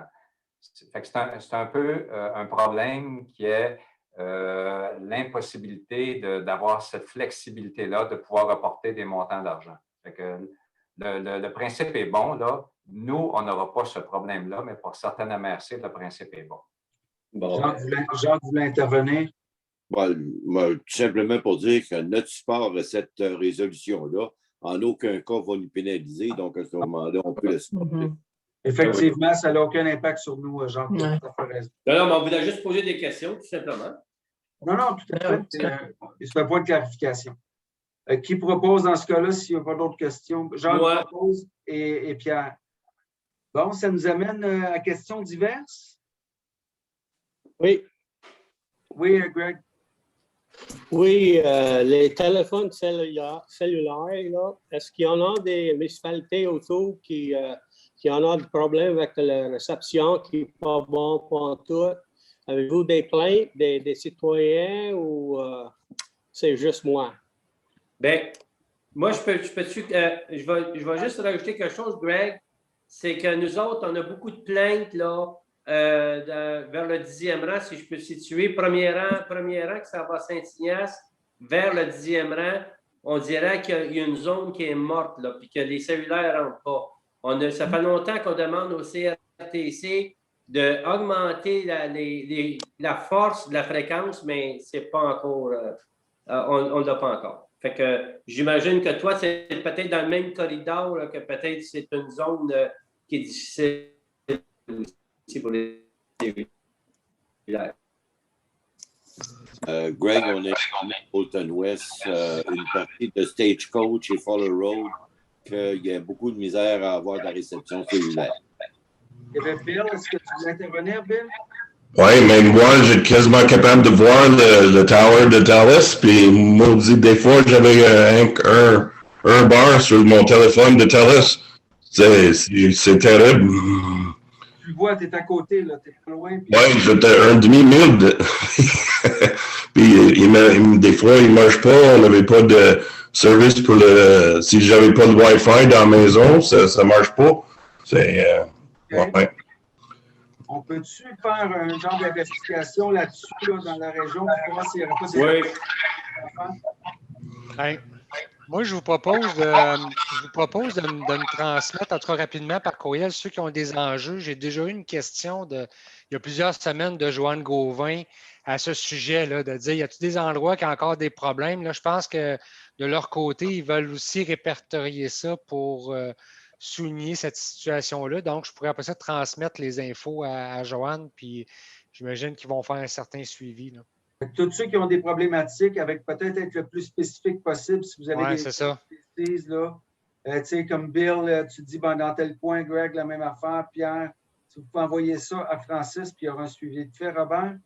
Oui, bien, pour votre information, là, Tania travaille déjà avec quelqu'un à Stanbridge, c'est Greg, le citoyen, là, sur le problème de secteur mal desservi à Stanbridge. C'est dans la région de Bedford. Ça fait que Francis, tu vas faire le lien avec Tania là, pour les autres municipalités qui auraient des trous de... Ah oui, parfait. Tania est en train d'installer une nouvelle tour avec une gang. C'est-tu le temps de parler... c'est-tu le temps de parler d'autres communications, d'IHR ou du tout? On n'est pas là? Ben, écoute, on peut l'amener. Vous avez le calendrier, à moins que... Ben, vas-y, Pierre, c'est quoi? Moi, je voulais juste savoir, tous les maires là, de la MRC, des citoyens qui se sont fait connecter avec IHR, puis s'ils sont satisfaits, puis comme Gilles Saint-Jean disait l'autre jour, là, avec le système d'alarme, voir si c'est compatible ou pas. Moi, je peux vous dire qu'une chose, chez nous, c'est pas compatible, puis qu'est-ce qui m'a déçu beaucoup de IHR, c'est qu'ils ne sont pas responsables de rien.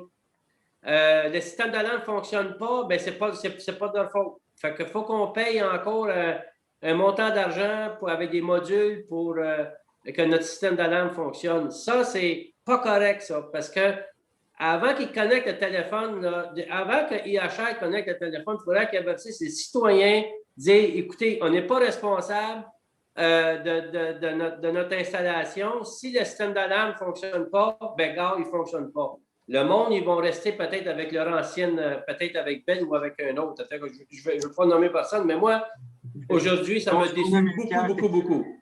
Tu sais, à un moment donné, on encourage une compagnie, puis ils ne sont pas responsables de rien. Fait que ça, là, je n'ai pas trouvé ça le fun du tout. Puis si ça arrivait à moi, ça va arriver à d'autres. Fait que... Ouais. Francis, en fait, je veux quand même juste relativiser. Tu sais, je comprends, Pierre, la problématique. Il faut juste comprendre que n'importe quelle compagnie n'est pas responsable des autres infrastructures des compagnies externes qui fournissent un service. OK, t'as une minute. Fait que eux amènent une technologie que votre compagnie qui était là ne prend pas en considération ou que les modules ne sont pas adaptés pour ça. Fait que, il y a des compagnies de services d'alarme qui ont déjà des modules installés dans les maisons qui prennent la fibre optique. Il y en a d'autres qui ne le prennent pas. Fait que, c'est sûr, mais ce n'est pas à la base dans les subventions qu'IHR a pour déployer le service de changer les autres équipements qui nécessitent, mettons, des connexions avec les équipements que vous avez en place. Là. Ben, d'accord, moi c'est arrivé. Je ne sais pas si les autres c'est arrivé ou si tout le monde est correct. Moi, je voulais juste savoir les autres aussi. Là. Si j'ai juste un parmi tant d'autres, ce n'est pas grave. Mais s'il y en a plusieurs, ben, c'était juste ça que je voulais amener comme point. Il y a un serpent qui bouge, hein, c'est Gilles Saint-Jean, c'est son doigt. OK. Gilles? C'est ma couleuvre. Non, la seule chose qu'il y a que moi je trouvais déplorable là-dedans, c'est qu'ils vont venir plugger IHR chez vous, ils s'en vont. Mais tu ne sais pas que ton système d'alarme ne marche plus. Tu vas t'en apercevoir quand tu vas te faire défoncer chez vous ou quelque chose de même. Puis là, tu t'aperçois, mon système d'alarme, le message ne s'est jamais rendu à la centrale d'alarme. Mais personne ne te le dit. Regardez, à la lumière de ce que j'entends là, c'est pas la première fois. Gilles, tu avais amené le point il y a quelques temps. Quand tu en parles, on pourrait simplement faire une communication à IHR, leur expliquer la réalité, puis demander s'ils peuvent faire une diffusion à ce niveau-là. Là. Je pense que ce serait la chose à faire. Parce que je ne voudrais pas qu'on condamne complètement, puis je ne dis pas que c'est ça que tu fais, Pierre. Je ne voudrais pas condamner complètement IHR. Non.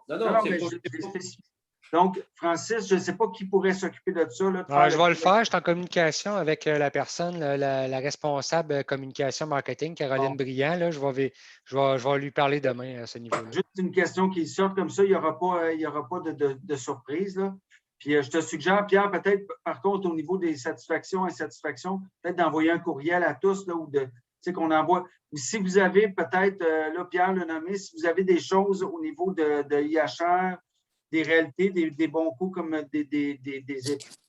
des difficultés ou des écueils, peut-être les envoyer à Pierre par courriel. Moi, je peux vous dire que dans notre secteur, ceux qui sont branchés sont totalement satisfaits. En tout cas, ils ont de l'air confortables. Oui. Excusez, je vais couper ma caméra. Bon, OK. Donc, ça te va comme ça, Pierre? Bon, Francis va faire les approches là, avec IHR, puis le reste, des mairesses et des maires, si vous avez des expériences, peut-être envoyer à Pierre là, via courriel. C'est bon pour ça? Ben, en tous les cas, moi, je ne veux pas chialer contre IHR, mais c'est à ce point-là que je voulais... Mais t'es bien parti. Il n'y a rien de parfait, là. Mais je voulais juste souligner ce point-là. Merci, Pierre. Est-ce qu'il y a d'autres questions diverses? Sinon, on va passer aux deuxièmes questions du public s'il y a lieu. Là. Moi, j'ai une question. C'est plus un petit tour de... Bien, pas un tour de table nécessairement, mais sonder, voir les maires, si vous avez été approchés par vos citoyens pour le projet de loi 96. Nous, à Saint-Amand, on n'est pas reconnus bilingues. Puis je le sais que j'en ai énormément qui sont craintifs. Moi, la première, je ne suis pas nécessairement d'accord à éliminer l'anglais. Je crois qu'il faut maintenir. Je veux savoir si... Je ne sais pas s'il y a des maires là, qui veulent peut-être qu'on puisse en discuter. Pas nécessairement ce soir, c'est plus pour sonder le terrain, voir si je peux aller peut-être plus en privé. Là, mais chez nous, c'est une cause de stress. Je sens. J'ai beaucoup de citoyens qui m'ont approché, puis on n'est pas bilingue. C'est ça l'autre problème. Là, parce que j'ai lu l'article dans La Voix de l'Est avec les quelques municipalités qui sont bilingues. Là. Et je voulais savoir si vous en aviez entendu parler aussi. Mais juste, Caroline, il faut que tu sois. C'est quoi le pourcentage pour que tu sois reconnu bilingue? 50%. Oui, c'est Comment? 50. Puis Saint-Amand, on est plus 60-40. Il faudrait que je sonde officiellement, là, puis c'est ce qu'on va faire là, prochainement, mais je ne pense pas d'être capable, là, présentement, d'obtenir le statut bilingue. Bref, la question se pose. Donc, s'il y a des informations, peut-être Richard, là, par rapport, je sais que tu avais fait la sortie dans Voie de l'Est, puis tu peux contacter Caroline, peut-être être d'un bon conseil. Là. Oui. Puis bon, ben, pour certaines villes, moi, je peux te dire d'emblée, Caroline, j'ai pas eu de. Oui, ça sera pas long. J'ai pas eu de. À Farnham, j'en ai pas eu. Je ne veux pas dire que j'en aurais pas, mais notre population anglophone est moins avec Saint-Armand. Sur les nouvelles ce soir, il dit que tu as besoin de passer un motion pour ça. C'est peut-être moins de 50%. Oui. Oui, il parle parce que Greenfield Park à Longueuil, il fait ça. Il parle de ça sur les nouvelles ce soir. Il faut que tu sois déjà reconnu comme étant une municipalité bilingue. Oui, je te souhaiterais ça, c'est pour maintenir le statut, même si on était rendu en deçà de 50, mais je vais mettre ça. Caroline? Oui. Qu'est-ce que ça t'enlève de faire? Je vais te donner un exemple, là. Je ne sais pas si tu envoies des mémos à tes citoyens. Là. Nous autres, ça s'appelle le canton en bref. Oui. On l'envoie tout le temps dans les deux langues, en français et en anglais. Est-ce que ça t'enlève le droit de faire ça, le nouvel projet de loi? Oui. Oui. Moi aussi, mon mot du maire, toutes nos communications sont en bilingue. Le français en premier, mais on envoie toujours tout en bilingue. Puis la nouvelle loi, même nos affiches de rue, toutes nos pancartes de rue, il faudrait que ce soit enlevé, tout ce qui est bilingue, que ce soit juste français. Mais Caroline, est-ce que vous êtes reconnue comme... Non. OK. Mais ça, c'est la problématique. Vous faites ça comme une plus pour votre municipalité, pour votre citoyen. Mais vraiment, si vous n'avez pas le statut bilingue, vous n'avez... Tu peux encore, je pense, mais quand même, vous n'êtes pas obligé de mettre tes pancartes, des affaires sur les sentiers puis tout ça dans les deux langues. Non, c'est ça. C'est vraiment par respect pour l'entièreté de la population. Mais OK, bien, je pense que c'était ça. Là. Moi, mon feeling, c'était de viser le bilinguisme, d'être reconnu bilingue. Je sais que ça va être difficile, mais je pense que c'est une des seules pistes là, qu'on peut faire. Approche le bureau de la députée aussi, Caroline, je pense. C'est ça, vérifier avec eux, oui, c'est ça. Pierre. On ne t'entend pas, Pierre. Ton micro. Ton son. C'est correct. Tu n'as pas la caméra. Ben, laisse la caméra. Non, mais une question comme ça pour Richard ou pour Caroline, là. Si on continue pareil, nous autres, envoyer bilingue là, à nos citoyens, il n'y a pas personne qui va nous empêcher. Bien, selon la nouvelle loi, tu n'auras pas le droit, ce serait illégal. Fait que si tu as quelqu'un qui la connaît ou qui y tient, pourrait porter plainte contre votre municipalité. Oui. C'est exact. Des amendes. Ah oui. Oui. C'était déjà pas créer la panique, là. Bon, fait que. Vous êtes correct, Pierre? Tout est correct? Non.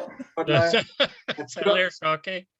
Écoutez, je vais faire des démarches auprès d'Isabelle puis je vais partager les réponses que j'ai à tout le monde. Là, si ça vous concerne, ça vous concerne. Sinon, c'est pas grave. C'est bon? Parfait. Ben, merci, Caroline. De rien. Ça va pour le reste?